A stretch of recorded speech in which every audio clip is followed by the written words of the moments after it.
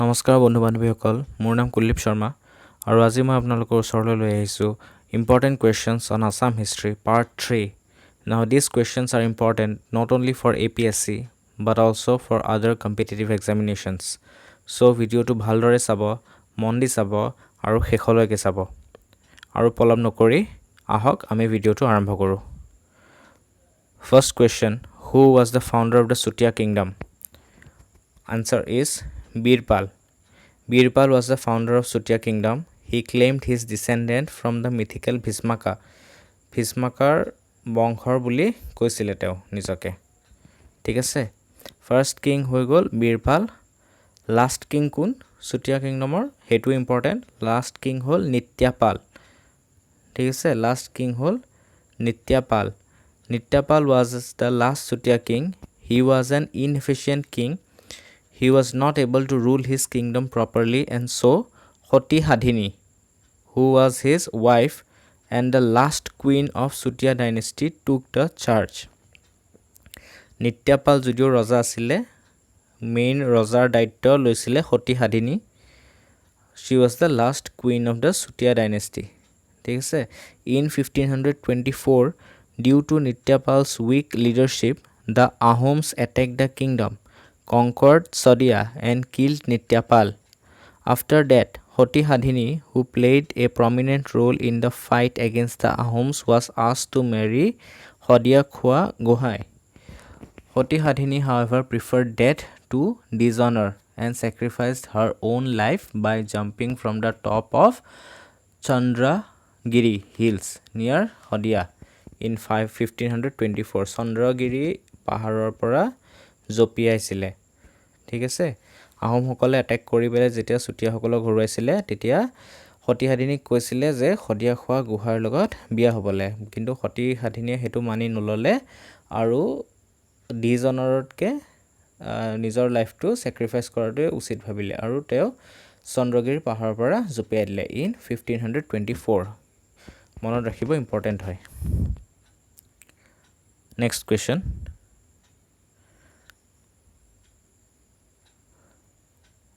Which Sutia king built a capital at Ratnapur? Answer is Gauri Narayan. Eta Gauri Narayan kun asile? Gauri Narayan was the son of Birpal and he was also known as Ratnadhaj Pal. Ratnadhaj Pal bole jana hoy karon teo Ratnapurot nijor capital banaisile. ঠিক আছে Gauri Narayan defeated many kings on the plains and successfully marched towards Kamatapur. Kamatapur আক্ৰমণ কৰিছিলে next question number 3 who was the great grandfather of Srimanta শংকৰদেৱৰ great grandfather কোন আছিলে তেওঁ আছিলে চান্দিবাৰ correct answer is চান্দিবাৰ who settled at Bordowa তেওঁ settle হৈছিলে ঠিক আছে এটা শ্ৰীমন্ত শংকৰদেৱক লৈ কেটামান ইম্পৰ্টেন্ট কোৱেশ্চন আছে মই কৈ যাও ফাৰ্স্ট টু হ'ল when was মহাপুৰুষ শ্ৰীমন্ত শংকৰদেৱ born শ্ৰীমন্ত শংকৰদেৱৰ জন্ম কেতিয়া হৈছিল 1449 চনটো মনত ৰাখিব 1449 আৰু তেখেতে মৃত্যুবৰণ কেতিয়া কৰিছিলে 1569 he lived for 120 years He lived for 120 years. ঠিক আছে আৰু এটা কোৱেশ্চন আছে important how many times did Sankardev went for pilgrimage in his lifetime হেতু হ'ব twice দুবাৰ গৈছিলে তেওঁ ঠিক আছে and during his first pilgrimage he traveled the entire length and breadth of India for 12 years 12 বছৰ ধৰি তেওঁ গোটেই ভাৰত ভ্ৰমণ কৰিছিলে শংকৰদেৱে ঠিক আছে শংকৰদেৱে যোনটো ধৰ্ম প্ৰচাৰ কৰিছিলে সেই ধৰ্মটোৰ নাম কি আছিল এক শৰণীয় নাম ধৰ্ম অৰ নিও বৈষ্ণৱিজম নাইবা এক শৰণীয় নাম ধৰ্ম বুলিও কোৱা হয় ঠিক আছে এতিয়া শ্ৰীমন্ত শংকৰদেৱৰ সাকসেসৰ কোন আছিল শ্ৰীমন্ত শংকৰদেৱৰ সাকসেসৰ আছিল মাধৱদেৱ তেওঁৰ জন্ম আছিল 1489 1489 আৰু তেওঁ ঢুকাইছিলে 1596 ঠিক আছে he became Shankardev's successor in 1568 তেওঁ successor হৈছিলে ঠিক আছে নামঘোষা কোনে লিখিছিলে জানেনে নামঘোষা লিখিছিলে মাধৱদেৱে মনত ৰাখিব who wrote Namghosha was written by মাধৱদেৱ who wrote বৰগীত নামঘোষা বৰগীত কোনে লিখিছিলে মাধৱদেৱে লিখিছিলে ঠিক আছে for which dance drama did Shankardev painted Sapta Vaikuntha 7 heaven Sapta Vaikuntha paint কৰিছিলে শংকৰদেৱে কোনখন ডান্স ড্ৰামাৰ কাৰণে বহুত ইম্পৰ্টেণ্ট কুৱেশ্যন হয় সেইখন হ'ল সিংহ যাত্ৰা এতিয়া হেৰাই গৈছে কিন্তু সিংহ যাত্ৰাৰ কাৰণে তেওঁ সপ্ত বৈকুণ্ঠ পেইণ্ট কৰিছিলে ঠিক আছে আৰু এটা ইম্পৰ্টেণ্ট কুৱেশ্যন আছে শংকৰদেৱক লৈ where did Sankardev constructed the ধৰ্মগ্ৰহ ক'ত কনষ্ট্ৰাক্ট কৰিছিলে শংকৰদেৱে সেইটো হ'ল আপোনাৰ বৰদোৱাত কনষ্ট্ৰাক্ট কৰিছিলে ঠিক আছে এতিয়া শংকৰদেৱক লৈ কিছুমান খুব ইম্পৰ্টেণ্ট পুথি আছে বা নাট আছে সেইসমূহৰ নাম মনত ৰখা ভাল যেনেকুৱা Srimanta শংকৰদেৱছ poetic works include Kirtan Ghosha Harishchandra উপায়ঙ্কা Rukmini হৰণ কুৰুক্ষেত্ৰ যাত্ৰা এইকেইখন হ'ল আপোনাৰ ইম্পৰ্টেণ্ট পয়েটিক ৱৰ্ক ঠিক আছে শ্ৰীমন্ত শংকৰদেৱৰ ভক্তি থিয়ৰীৰ কিতাপ হ'ল ভক্তি প্ৰদীপা আনন্দী পতনা ভক্তি ৰত্নাকৰা আৰু গুণমালা এইকেইখন বহুত ইম্পৰ্টেণ্ট বিশেষকৈ গুণমালাৰ কুৱেশ্যন সুধি থাকে মনত ৰাখিব গুণমালা কোনে লিখিছিলে বুলি সুধিলে শ্ৰীমন্ত শংকৰদেৱ ঠিক আছে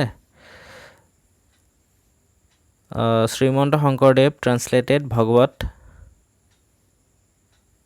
transcribed some sections and Ramayan supplemented Madhav Kondoli's Ramayana with Uttarkand Madhav Kondoliye যিখন ৰামায়ণ লিখিছিলে তাতে উত্তৰকাণ্ডটো শংকৰদেৱে সাপ্লিমেন্ট কৰিছিলে উত্তৰকাণ্ড মানে শেষৰ কাণ্ডটো ঠিক আছে শ্ৰীমন্ত শংকৰদেৱছ অংকীয় নাট এইটো বহুত ইম্পৰ্টেণ্ট হয় অংকীয় নাট কেইখনমানৰ নাম মনত ৰাখিব আপোনালোকে প্ৰথম অংকীয় নাট হ'ল সিংহ যাত্ৰা যদিও সিংহ যাত্ৰা এতিয়া হেৰাই গৈছে যদি অপশ্যনছত দিয়ে যে হোৱাট ৱাজ দ্য ফাৰ্ষ্ট অংকীয় নাট অফ শংকৰদেৱ যদি সিংহ যাত্ৰা অপশ্যনত নাথাকে তেতিয়া আপোনালোকে পত্নী প্ৰসাদ লিখিব লাগিব ছেকেণ্ড হ'ল পত্নী প্ৰসাদ আৰু যদি সিংহ যাত্ৰা থাকে সিংহ যাত্ৰা লিখিব ঠিক আছে ফাৰ্ষ্ট সিংহ যাত্ৰা second Patni Prasad third Kalia Daman fourth Shriram Vijaya sixth Parijat Haran seventh Keligopal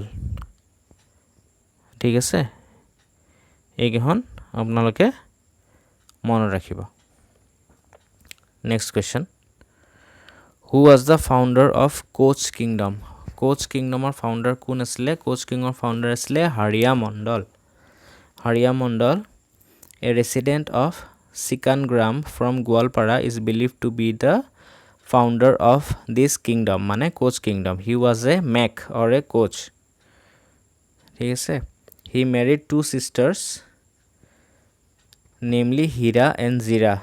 Through Hira, a son named Vishu and through Zira, a son named Sishu was born. এই বিশু আৰু শিশু ডাঙৰ গৈ বিশ্বসিংহ আৰু শিৱসিংহ হ'লগৈ বহুত ইম্পৰ্টেণ্ট ৰজা দুজন চ' কোচ ডাইনেষ্টিৰ বিষয়ে মই অলপ কৈ দিওঁ the Koch dynasty of Assam and Bengal অসমৰ বেংগলত আছিলে named after the Koch community emerged as a dominant ruling house in the Kamata kingdom in 1515 after the fall of Khen dynasty in southern Assam ঠিক আছে southern Assamৰ Khen dynasty শেষ হোৱাৰ পিছত হৈছিলে okay চ' মই আপোনাক ক'লোঁ শিৱসিংহ আৰু বিশ্বসিংহৰ কথা মই অকণমান আপোনালোকক কৈ দিওঁ Vishwasingha and his brother Shivasingha were very powerful rulers. ঠিক আছে Vishwasingha moved his capital from Sikangram to Koch Bihar. বহুত important question হয় সুধে who moved his capital which Koch king moved his capital to Cooch Behar সেইটো হ'ব বিশ্বসিংহ ঠিক আছে During his time, he had various officers over a certain number of population, namely Thakuria over 3,000 and Nawabs over 60,000. ঠিক আছে বিশ্বসিংহৰ সময়ত আহোম ক্ৰনিকলছত লিখা আছে যে ৰেকৰ্ড কৰা আছে that Biswa Singha paid a friendly visit to the Ahom king Suhungmung and exchanged present with him. এইটো সুধিব পাৰে যে কোনজন কোচ ৰজাই আহোম কিং সুহুংমুঙক লগ ধৰিছিলে সেইজন হ'ব বিশ্বসিংহ ঠিক আছে next question number 5 Gohai Kamal Ali constructed by Gohai Kamal from Coachbihar to Narayanpur was constructed during the reign of Naranarayan ঠিক আছে নৰনাৰায়ণৰ আনটো নাম আপোনালোকে জানেনে ইম্পৰ্টেণ্ট হয় আনটো নাম হ'ল মল্লদেৱ নৰনাৰায়ণৰ ভাতৃ এজন আছিলে তেওঁৰ নাম হ'ল শুক্লধ্বজ আৰু popularly he is known as Chilarai ঠিক আছে মল্লদেৱ আৰু শুক্লধ্বজৰ পিতৃৰ নাম আছিলে বিশ্বসিংহ তেওঁলোক বিশ্বসিংহৰ পুত্ৰ হয় and there were 18 sons of Biswa Singha 18 জন পুতেক আছিলে তাৰ ভিতৰত আটাইতকৈ ডাঙৰ মল্লদেৱ আছিলে নেক্সট শুক্লধ্বজ নাবা চিলাৰাই আছিলে ঠিক আছে when Biswa Singha died his two eldest sons Malladev and Shukladhwaj were in Benaras দুইজন বেনাৰসত আছিলে taking the advantage of their absence their brother Narasingha proclaimed himself king learning this both Malladeva and Shuklodhwaj raised an army and together defeated Narasingha after expelling Narasingha Malladev assumed the Naranaran title and ascended the throne he appointed his brother Shuklodhwaj as the commander in chief এটা শুক্লধ্বজক চিলাৰাই বুলি কিয় জনা হৈছিলে because of his extraordinary capacity and rapidity in movement to attack any enemy like a sila মানে কি hawk ইংলিছত he was nicknamed Chilarai খুব fast attack কৰিছিলে খুব ভাল যোদ্ধা আছিলে সেইকাৰণে তেওঁক চিলাৰাই বুলি কোৱা হৈছিলে ঠিক আছে Ralph Fitch কোন হয় Ralph Fitch is an English traveler he visited during the reign of Naranarayan and he observed that Shuklodhwaj was the name of the ruler of the Koch this indicates that the real vesting power during that time was in Shuklodhwaj or Silarai's hand তেওঁহে main ৰজা বুলি ক'ব পৰা যায় ঠিক আছে Naranarayan's rule was one of the most glorious rule in Assam history. During Naranarayan's reign, Ahoms were defeated in 1562 by Naranarayan with the aid of Silarai. Besides Ahom, many others were successfully won over and annexed. Among them were the Kosaris, the submission of Raja of Manipur, victories over Jayantia, Tripura, and Sylhet kings. However, Naranayan, according to the chronicles of the Koch kings, had to face defeat against the ruler of Gaur. Gauror kingজনৰ পৰা defeat পাইছিলে Naranayan, ঠিক আছে হাৰিছিলে বেটেলত In this battle, Silarai was taken as a prisoner to Gaur. However, he was successfully able to come out of this by gaining the favor of Patshah's wife. Patshah মানে কোন ruler of Gaurজনক Patshah বুলি কয় and marrying her daughter. ঠিক আছে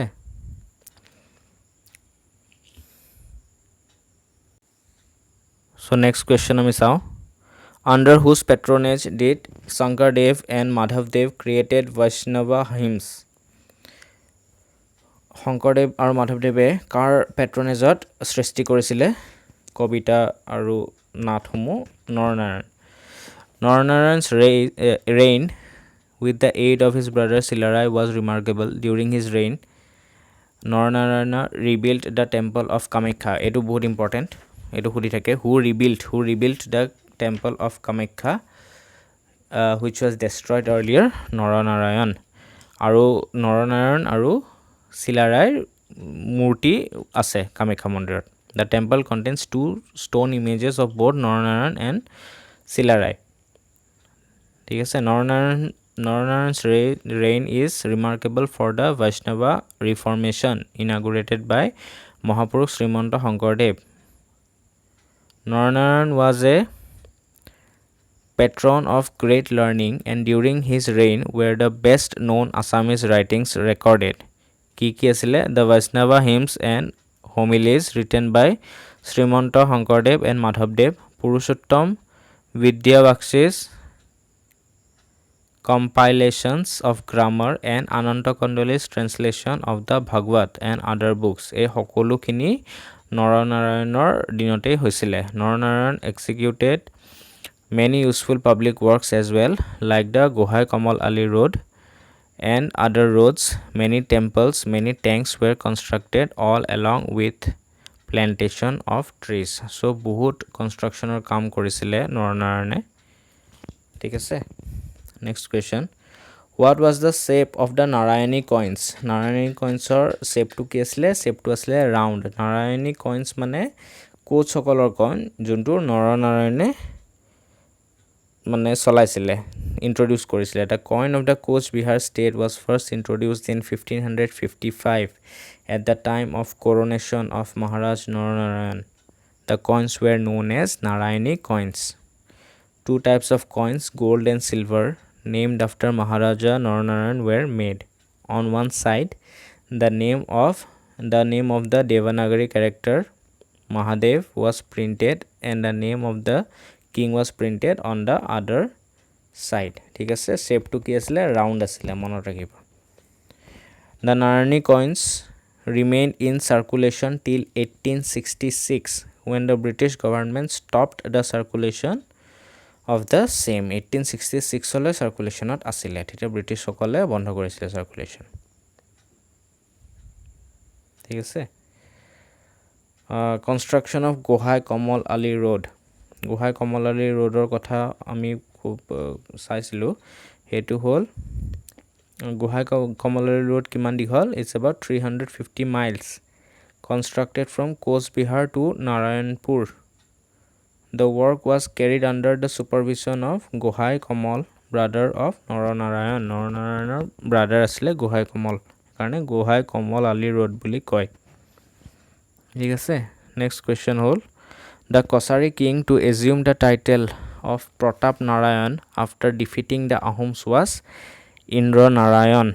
Indra Narayan. The Kosari kingdom rose to power during the early 13th century. ঠিক আছে. তেওঁলোক they called themselves the descendant of Ghatotkacha, the son of Pandava prince Bhima.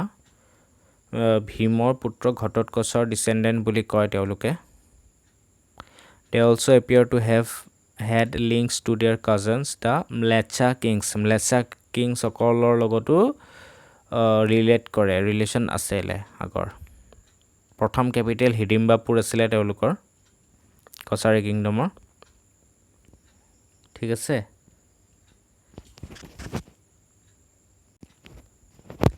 After suffering a devastating defeat at the hands of the Ahom, the Kacharis abandoned Dimapur and retreated south to set up their new capital at Maibang. প্ৰথম capital Dimapur আছিলে, next capital Maibang হ'ল, মানে আহোমসকলৰ পৰা যুদ্ধত হাৰিলে in 1536.